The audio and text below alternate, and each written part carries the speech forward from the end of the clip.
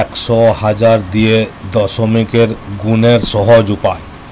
এই যে দশমিকের গুণ দেওয়া আছে 5.37 ইন্টু 10।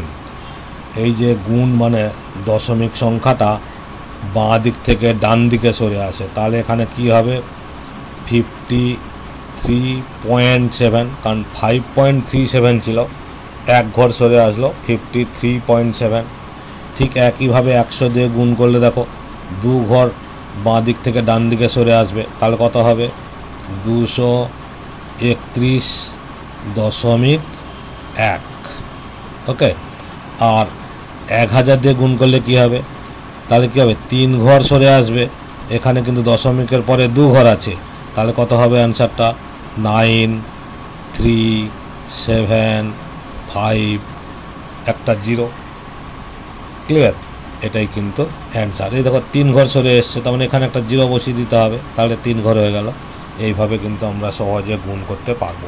ওকে।